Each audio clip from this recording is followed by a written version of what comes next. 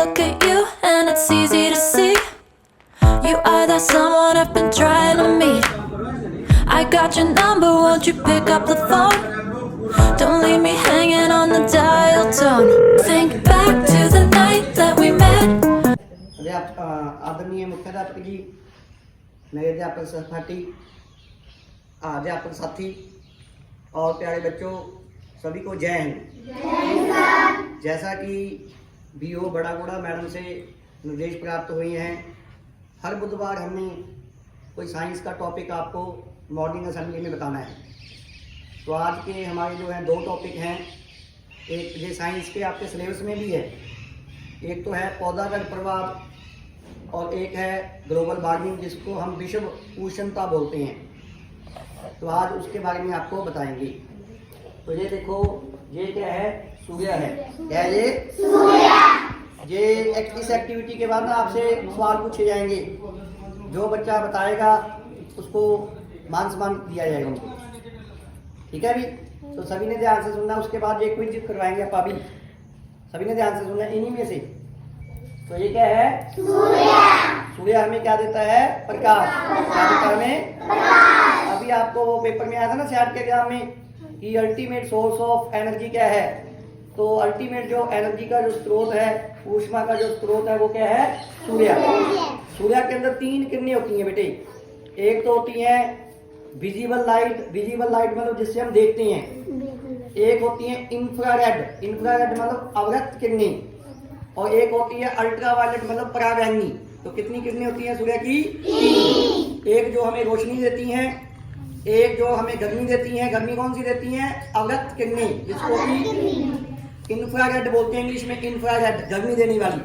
जब आप धूप में बैठते हो आपको गर्मी लगती है ना, तो वो कौन सी किरणें होती हैं? अवरक्त किरणें होती हैं। एक होती है पराबैंगनी, ये बहुत ही घातक होती हैं। तो देखो किरणें आती हैं जब, तो जो वायुमंडल है, वायुमंडल ये पहले खुद गर्म होता है, उसके बाद धरती धीरे धीरे गर्म होती है। जैसे अभी सूर्य निकले है ना, तो धरती एकदम गर्म क्यों नहीं हुई? क्योंकि बीच में वायुमंडल है। पहले वो खुद गर्म होता है, उसके बाद धरती गर्म होती है। जो चंद्रमा है, चंद्रमा वहां पे वायुमंडल नहीं है।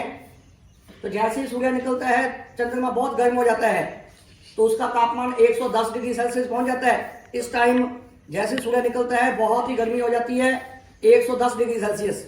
लेकिन अभी अपना बहुत कम है। क्यों? क्योंकि पहले वायुमंडल गर्म हो गया है, उसके बाद धीरे धीरे धरती गर्म होगी।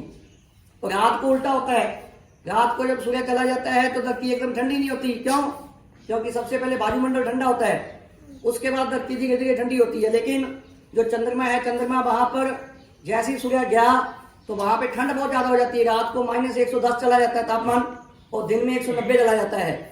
तो इसलिए जो जीवन है वो धरती पर ही संभव है, क्योंकि यहाँ पे वायुमंडल है।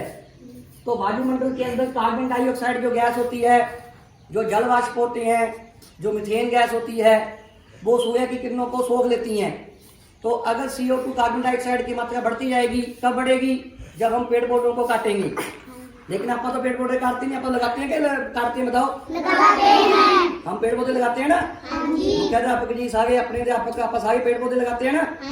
तो कार्बन डाइऑक्साइड की मात्रा जो है वो सीमित रहनी चाहिए। तो पेड़ पौधे कौन सी गैस लेते हैं? और देते कौन सी हैं? ऑक्सीजन। तो कार्बन डाइऑक्साइड को सोख लेते हैं। लेकिन अगर ये पेड़ पौधे नहीं होंगे तो कार्बन डाइऑक्साइड की मात्रा बढ़ जाएगी। कार्बन डाइऑक्साइड की मात्रा बढ़ जाएगी तो कार्बन डाइऑक्साइड का एक गुण होता है कि ये ऊष्मा को अवशोषित कर लेता है, तो जिससे धरती का तापमान बढ़ जाएगा।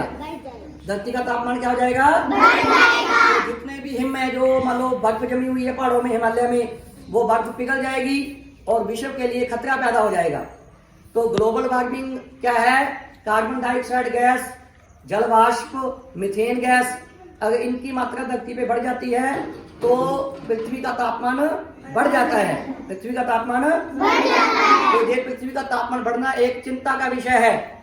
इसको हम क्या कहते हैं? विश्व उष्णता। क्या कहते हैं इसको? ग्लोबल। तो ये देखो, इस मॉडल में ये बताया गया है कि कैसे सूर्य की जो किरणें हैं वो धरती पे पहुंचती हैं।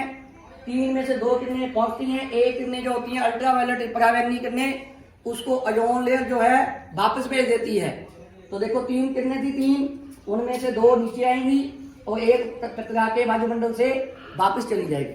वायुमंडल के किस हिस्से से? ओजोन के हिस्से से। ओजोन का भाग में क्या होता है? O3। O के नीचे 3। अब O2 है तो ऑक्सीजन है और O3 है तो ओजोन है। तो समझ आया बेटे? हाँ जी। तो अब आपसे सवाल पूछेंगे, किसी ने कुछ पूछना है तो पूछ लो। किसी को कोई चीज समझ ना आई हो पूछो। ये सब हमारे सामाजिक में भी है, लॉजिक में भी है, ये साइंस में भी है। साइंस में। हाँ। कौन बताएगा? विश्व उष्णता क्या है बताए? कौन बताएगा बच्चा?